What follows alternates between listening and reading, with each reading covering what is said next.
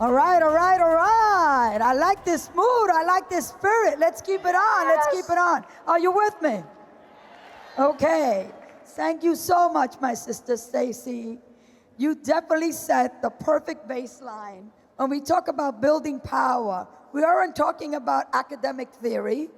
We aren't talking about survival, equity, and winning. This is a true community conversation, not a series of speeches. I want to bring, and they are here, bring out our panel all at once. So I'm going to introduce them to you. Dani Negrete, Marcia Howard, Ashley Woodard Henderson, Alex Lawson, and Redetha Abrahams from the SUNY Downstate campaign. All right. So we're going to talk about spark and movement and moving people into action. So Dani, you work restlessly to bring people into the fold with Indivisible, which I love, and No Kings. What keeps people on the sidelines when they see injustice, number one, and how do we build digital and ground infrastructure that helps them take the first confident step together? Right, well, so I have to say, first off, I'm so happy to be here with this crew. If anybody here went to a No Kings protest, raise your hand, shout out. Oh my God.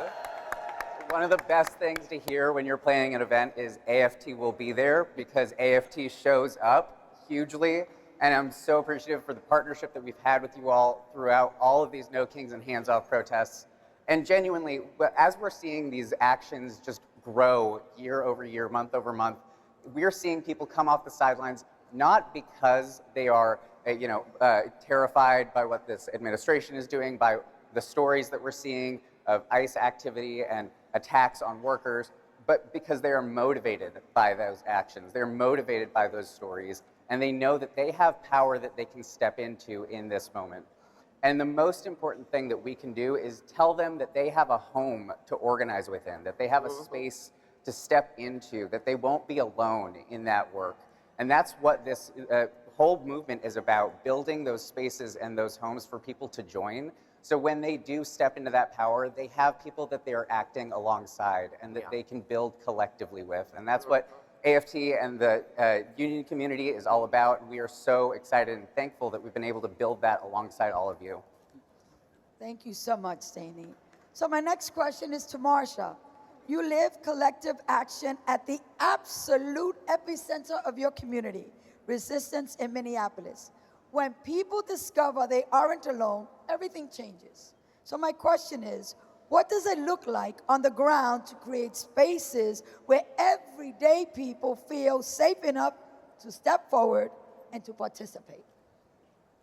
I think what that feels like is, frankly, just community. But that sounds a little trite because you got to be aware that normal people do get scared. Normal people are scared. Normal people are scared of losing their job. Normal people are scared of an armed person that has the power of the government behind them. Normal people are scared, but then something interesting happens. You realize that you have neighbors who will have your back. You have coworkers that do have your back. You got family that do have your back. And then you look to your left and you look to your right, whether you're at work, at your church, at your job, on your street, and then you say, wait a minute, hold up. It's more of us than it is of them. That's right. It's more of us than it is of them. And we can stand shoulder to shoulder with each other. And we can be a neighbor to each other and stand in solidarity with each other. And where there's people, there's what? Power. Y'all better act like you know. When there's people, there's what? Power. And that is the truth. There is nothing in the waters of Minneapolis that makes us different than any other place. All right? Where there's people, there's power. You got to know your neighbors and then get brave enough to trust in them and trust in yourself and stand with them. Because you might not be on the sidelines. You might get drugged into the street. So it's probably better if you walk into that street first. You feel me?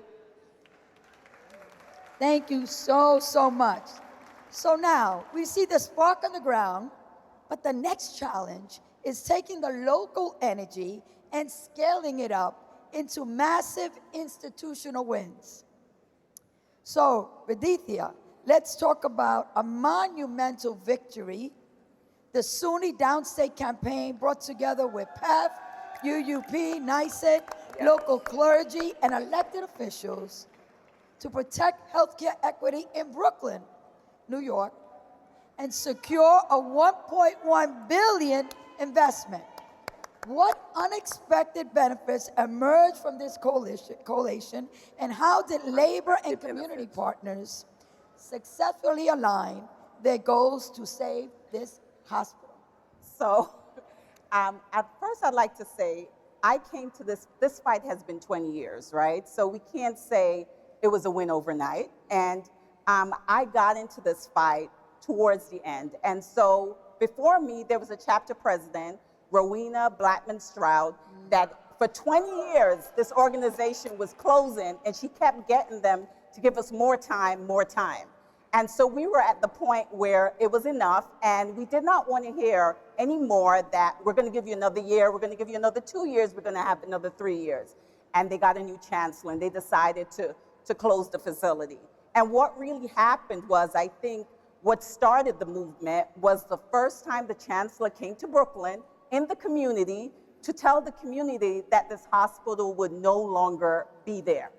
And so he had a meeting at a church, and a member, so you know your members are very important, had a relationship with the church and decided that she would get me a seat to be in the church to see the chancellor.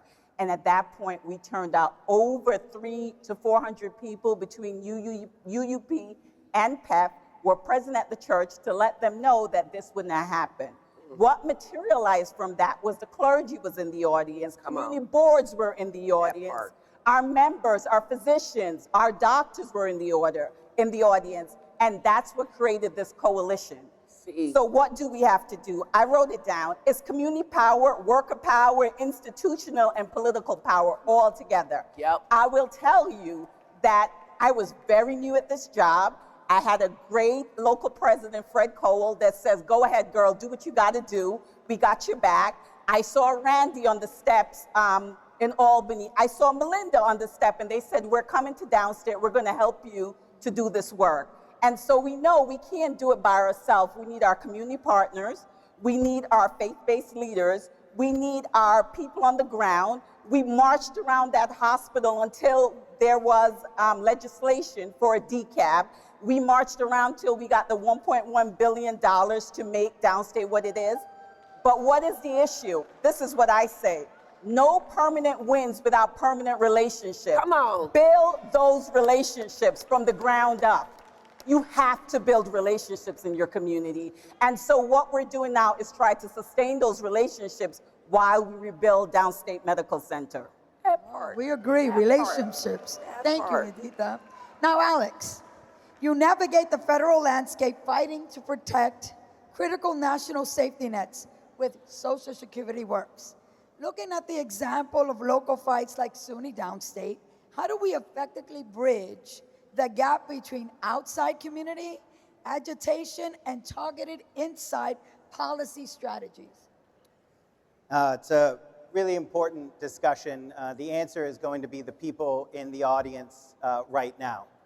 The key is to remember that politicians are, by nature, lagging indicators. They're never going to be the brave people that show the way. The people show the way. And that's why I want you to look to the person to the left of you. That's who got us to where we are today. No one got us to where we are today. We got ourselves to where we are today. And then look to the person to the right of you. That's who you're going to be standing next to when we build the country and the world that we know we can. Because we have all the tools that we need to do what we know we have to do. It's not just about defeating Donald Trump and the fascists and ICE. It is, but it's about building a world that we can be proud of. It's about building a world that we know is within our grasp. We are the richest country in the history of the world. Of course, everyone can have a great education. Of course, everyone can have a secure retirement. It's obvious that we can do this. It's just that there are some billionaires who've corrupted the whole system to make people feel alone. And the newest thing is algorithmic isolation. When you are told that you have to be alone and isolated, you have no power. You're worried about the sword falling on your neck, and you're not seeing that it's already falling on your neighbor's neck. That's isolation. What we do is build community.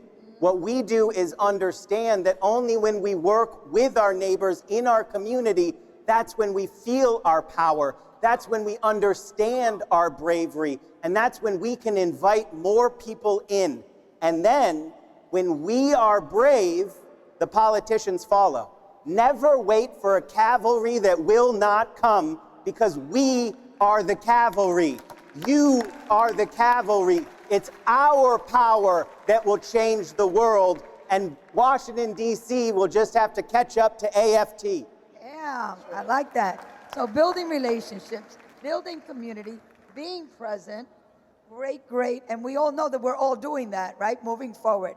But Ashley, you see how all these threads weave together across the South and the nation at the Highlander Center. Synthesize this for us. Where are the greatest opportunities over the next several months for unions and community partners to build together, so we aren't just fighting defensive battles, but actively expanding our power? I love this question. What's up, AFT? Yeah. Listen, I came a long way on 2 different airplanes, got here at 1 a.m. Y'all can do better than that. Yeah, that's right. Hey, What's good, AFT? It is a blessing and a privilege to be on this stage with my comrades, my family, my loved ones, and to be with y'all. I think I'm going to say something and then I'm going to contradict what I'm telling you. You ready? Because multiple things can be true at the same time, right? So I want to say unequivocally that you are already doing this. I'm not telling you anything particularly new, and I'm not telling you anything that you don't already know, okay? Okay? Okay. All right. So every time, how many of y'all are in social clubs beyond the union? Waving. Sorority, billiards club, I don't give a shit, right? And how many of y'all maybe are churchy folks or go to the synagogue or a mosque or something? Waving me? Yeah. Every time you do that, you are building relationship with workers and community. That's right. That's right. Not rocket science, my friends. Every time you go to Taco Bell and you make an order, you are talking to a worker. That's right. As a worker, right? So we do this all the time. What then happens is we get in movement spaces and we overcomplicate it, okay? You every day are watching the benefit of what it looks like when people come together across difference to figure shit out. That's what the secret sauce of Highlander, y'all, is that we brought people together since the early 1900s, as our young people say. Bringing people together across their differences to learn from each other, break bread, and figure stuff out. That's it. That's all the work is. The opportunities, I think, over the next few... So I'm telling you do it, and I'm telling you that our movements do it pretty shittily. yeah. Ask me how I know. Because Donald Trump would not be in the White House for a second time if we did it well, right? Secret, I'm about to spill my own tea, is that the vast majority of people in the United States didn't vote at all. 88 to 90 million people, right? They didn't vote, not only because the candidates kind of sucked, which is true, but they didn't trust the GOP. They didn't trust the Democratic Party. And guess who else they didn't trust, y'all? Who? They say the first step is admitting you have a problem, right? They didn't trust us either. So the opportunities to me, again, to not make it rocket science, is to rebuild that, literally remember how to be in community again with regular ass people. That's it, y'all. It's like, what are the things that your students are talking about? What are the things that their parents are talking about? What are the things that you're hearing at the grocery store and at church, and all the ways that you are actually human with other humans? Because you don't build relationship and trust just through saying you want to. You don't believe me. I'm gonna say this and then I'm gonna shut up. Imagine I come to you and I say, you beautiful person, all of you that I'm looking at, we go together now. I'm your girlfriend. Congrats. Yes, girl. Don't tell my actual girlfriend. But I come to your neighborhood and I say, hey, we go together. And you're like, but I don't even know you. And I'm like, yeah, but I love you. I know what's good for you, girl. Right? I get paid to know what's good for you. I certainly get social credit for knowing what's good for you. You should want to be with me because I care about you. That's how we roll into people's shops. Yeah. That's how we roll up into people's neighborhoods. That's true. Instead of being like, I am very curious about you because I think that my being good is probably dependent on you being good. And so what would me being good to you look like? Right? How about we build relationships across our sectors, across the labor movement, across the economic justice and other movements by being like, maybe we build solidarity and trust and relationship through some shared fucking work, right? Now, I don't know about y'all, but it sounds like there's a million things that we could be doing. The affordability agenda, healthcare for all, this, that. We could spend the next 6 months writing another platform, or we could be like, there's a fascist in the White House. Maybe we should do something about that, right? And I just told you there are 88 to 90 million people who were like, we're gonna sit this one out. What would happen if every single one of us, regardless of whether our IU told us to or not, whether the AFL approved it or not, which they have already, but if they hadn't, what if we just decided we were gonna be in relationship with those people enough that they decided, maybe I'll throw down this time, right? So I think there's a million opportunities. That's actually the problem. We're overwhelmed by the number of opportunities. I think if we focused in and we're like, yo, y'all just passing all these proposals and shit. What if you actualize them where you are with regular people, inside and outside of your union? How's that sound? Keep it easy, my people. All right, great, Ashley. Thank you so much. So we only have 6 more minutes. In 45 seconds, what would you like? What is your sharpest take? If we got it, we're building up that toolbox, moving. I heard being present. I heard building community, building trust, because what I heard you say is we have all of these things going on, but if we're not present and people are not trusting and investing what we're saying, they're not going to come off their couches. They're not going to get up. How do we inspire them? How do we make that happen? 45 seconds, each one of you. Let's start with you, Redetha. Redetha? So, first I want to shout out Pat Wayne Spence. And the relationship he had with Fred Cole that built the trust that we were able to move forward. And my sister Debbie, that's out in the audience. But I want to say this one thing. It's okay to be uncomfortable in any room you get into, and that is what will build the coalitions and trust. It doesn't matter. You don't have to agree on certain things, but you have to agree that you want to build this community, you want to build something, you want to tell the truth. And I think that a lot of us are uncomfortable when we get into certain rooms, and that happened to me. But go in that room, because you will find someone that also has the same values, the same morals, and want to do good work. So I think being uncomfortable is an important thing for you to be. Thank you, Marcia. I'm a retired Marine, so my brain is always thinking about like North Carolina, Camp Lejeune. I'm always thinking like in terms of fitness, but like if you ever get spotted, sometimes you can start with like low weight, but you do heavy reps. But if you getting spotted, right, you have to trust the person that's spotting you, right? But if you do low weight, heavy reps, eventually you build muscle. And then y'all can move to heavier weight, but you'll do fewer reps.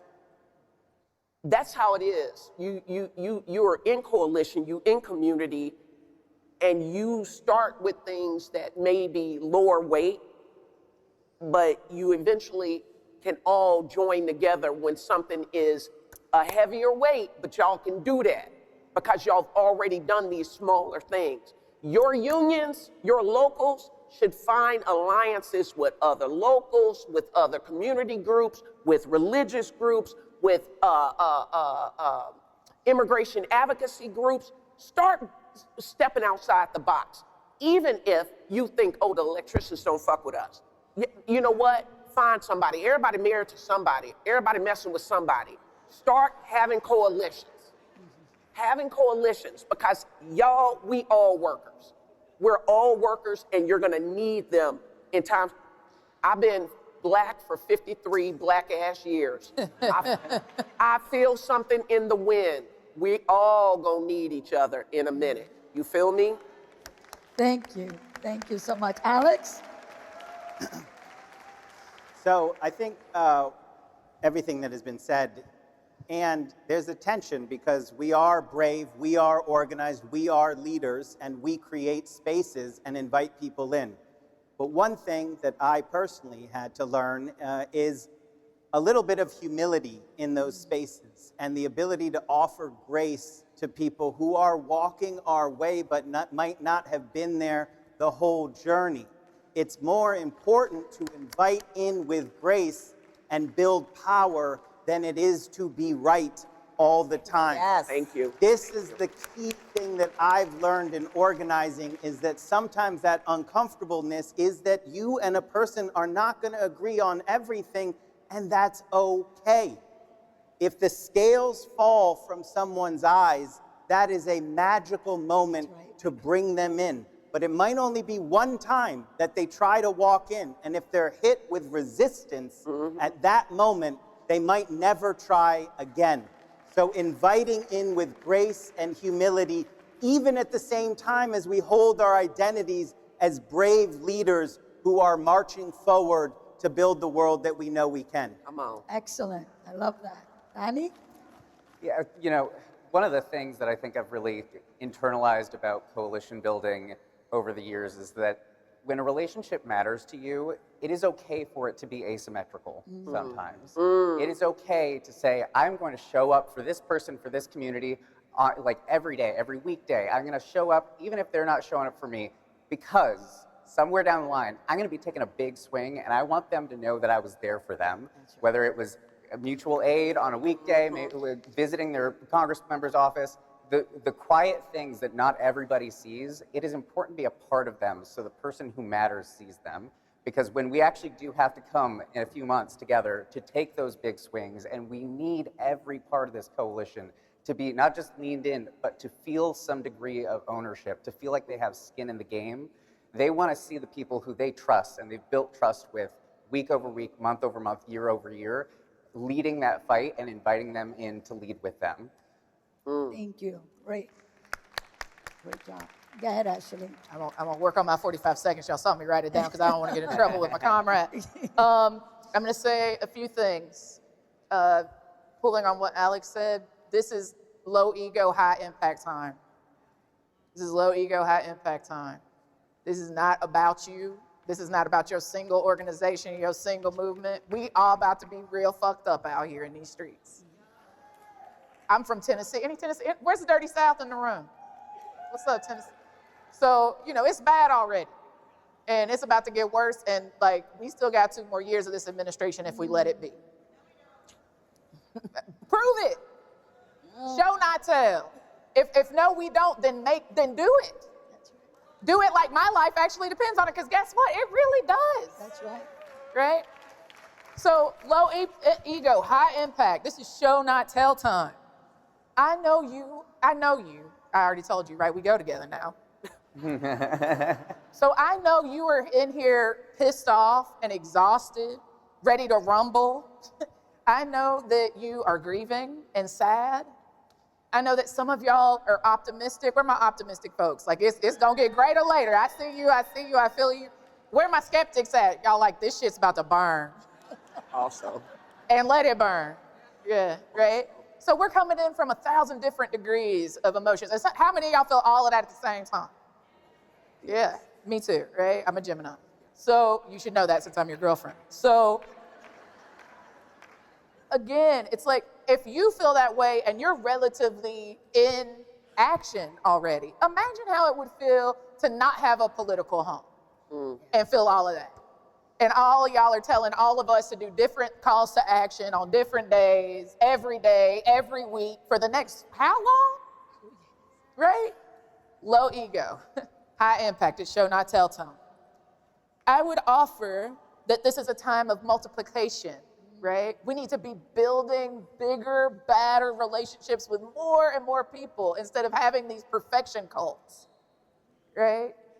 Again, pulling from what Alex said, you might get my pronouns wrong. White folks, y'all might call me colored on accident. And guess what? That's fucked up. Yes. Right? And for all the people that are like, yeah, man, fuck those racist, sexist, blah, blah, blah, blah, blah, blah, blah. If I'm a revolutionary and that's the thing that breaks me from movement, womp womp. Right? So how do we not let perfection be the enemy of accountability, right? And that accountability plus grace and respect and relationship actually doesn't have to feel like punishment. Yep. Right? We actually get to belong to somebody, be accountable to somebody. I'm sorry, I'm failing on the 45 seconds. You guys. Stay at the table, y'all. I was at Indivisible Fest. I don't even remember when that was, like a year ago now? Yeah. Jesus. And they were asking me this similar question. And I was like, you know, I get it. Women's March or somebody gets on your nerves where you live. And is it more important that they know that they get on your nerves than it is for y'all to work together to stop a fascist? That's right. Or maybe it's Indivisible. Maybe, can I pick on ourselves? Oh, Maybe please. Indivisible gets on your nerves. Black people, y'all like, that no king shit is white as hell. And they waving American flags. I'm not doing that. Is it more important, just to be real, for you to be right about them being annoying than it is to be the fascist? Not a rhetorical question, my friends.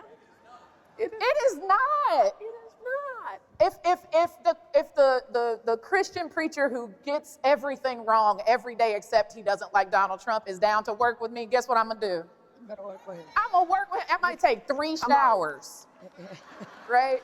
But I'm gonna work with him. Yeah. I'm gonna stay at the table even when that shit feels gross and hard, so that we can live to fight about the other shit another day. Yeah. And it doesn't mean I'm not also gonna say he's a racist or a homophobe or a transphobe or ableist or whatever. We can say the whole truth. But I'm gonna put you on one, and Yeah. this is what I say Okay. at George Floyd Square with my young revolutionaries. I'll get back. For all of y'all who went no contact with that uncle that you know you're gonna sit down with at Thanksgiving, listen, it's okay for him to change his mind. Bring him on back. Bring him on back. Baby, I might need his vote. I might need his vote. Come on, keep talking to him. Now, that don't mean let him hurt you. But I'm saying you might want to reach out to that auntie or that uncle and talk to him. I ain't never taught nobody that I made feel dumb first. So you ain't got to gloat and you ain't got to dunk on them. But won't you check in on that person that you ain't talked to in a year? I promise you, you're always going to get the opportunity to dunk later anyway. Can we win first? Yeah. Thank you. Okay, I got this. Thank you. Let me just say, courage is contagious. And what you've heard here are different strategies. If you're not doing it, think about it, and you can talk to everyone on this panel as we move out. But always know that what I heard especially was humility, lower your ego, be present, trustworthy, and showing up. And if we can, and build these coalitions in a way, I always say that you're going to have some members that are going to tie themselves to the bridge and they're going to take them away. They're radical, they're there. Then you have other members that say, oh, I can't deal with that, but I can make peanut butter and jelly signs for the rally. I can have give out water. I can do an email. So what I always say is accept people where they are, because everybody's in a different place. But we're all together in this fight, because I agree with everyone on this panel, because we're not fighting today about this. We're going to be separated tomorrow, fighting about something else and crying out loud. So respect our differences, respect who we are, our religion. I'm a woman of faith, if you want to say, and I'm proud about it, but I agree with you. I don't have to agree with everything, but I do know that in this fight, we're righteous. And for this moment, I'm going to stand with you, because this is a righteous fight. Yeah.